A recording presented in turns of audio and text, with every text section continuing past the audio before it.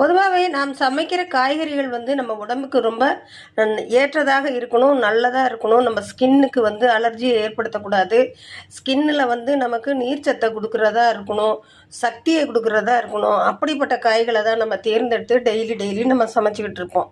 அந்த வகையில் இன்றைக்கி பார்த்திங்கன்னா குட்டை ரகை இது புடலங்காய் குட்டை ரகம். இது நீட்ட புடலங்காய் தான் பார்த்துருப்பீங்க. இது ரொம்ப குட்டி, இந்த மாதிரி தான் இது காய்க்கும். இதுக்கு மேலே இது நீளமாக போகாது. இந்த புடலங்காயை வச்சு தான் நாம் இன்றைக்கி ஒரு தொக்கு செய்ய போகிறோம். முதல்ல இந்த புடலங்காயை கட் பண்ணி எடுத்துக்கலாம். இந்த புடலங்காயில் பார்த்தீங்கன்னா விதைகள் இருக்குது. இந்த விதைகள் நமக்கு சமைச்சோம்னா டேஸ்ட்டாக இருக்காது, அது நல்லதும் இல்லை. அதனால் விதைகளை எடுத்துகிட்டு கட் பண்ணிக்கலாம். இப்போ பாருங்கள், புடலங்காயை முழுசாக நான் கட் பண்ணிவிட்டேன். இப்படி பொடியாக கட் பண்ணி எடுத்துக்கோங்க. அப்போ தான் தொக்கு ரொம்ப நல்லாயிருக்கும், புடலங்காயும் நல்லா வெந்து கிடைக்கும். தொக்குன்றதுனால ஒரு டீஸ்பூன் எண்ணெய் அதிகமாக விட்டிங்கன்னா தான் நல்லாயிருக்கும். கடுகு 1/2 டீஸ்பூன் சேர்த்துருக்கேன். இது கூட கொஞ்சமாக வெந்தயம் சேர்த்துக்கிடலாம். இந்த கடுகும் வெந்தயமும் நல்லா பொரிஞ்சு வரட்டும். இப்போ கடுகு வெந்தயம் நல்லா பொரிஞ்சிருச்சு. இதில் 1 டீஸ்பூன் கடலைப்பருப்பு, 1 டீஸ்பூன் உளுந்த பருப்பு, அதை இதில் சேர்த்துக்கலாம். இது நல்லா வாசனை வர வரைக்கும் நல்லா வதங்கட்டும். அதுக்கப்புறம் பார்த்திங்கன்னா ஒரு 10 சின்ன வெங்காயத்தை கட் பண்ணியிருக்கேன். அந்த கட் பண்ண வெங்காயத்தை இது கூட சேர்த்துக்கலாம். இப்போ வெங்காயம் நல்லா வதங்கி வரட்டும்.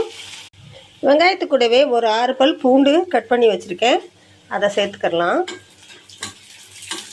பூண்டு வெங்காயமெல்லாம் இந்த அளவுக்கு நல்லா வதங்கணும். அதுக்கப்புறம் பார்த்திங்கன்னா தக்காளி சேர்க்கணும்.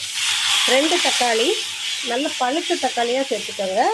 அது கூட ஒரு 1/4 டீஸ்பூன் மஞ்சள்தூள், இந்த டிஷ்ஷுக்கு தேவையான அளவுக்கு சால்ட்டு. இப்போ இது நல்லா சாஃப்டாக குக் ஆகும். இப்போ நம்ம கட் பண்ணி வச்சுருக்க புடலங்காயை சேர்த்துக்கிடலாம். புடலங்காயிலே தண்ணி விடும். உடனே நம்ம தண்ணி விடாமல் ஒரு 2 நிமிஷம் குக் பண்ணிவிட்டு அப்புறமா தண்ணி சேர்த்துக்கிடலாம்.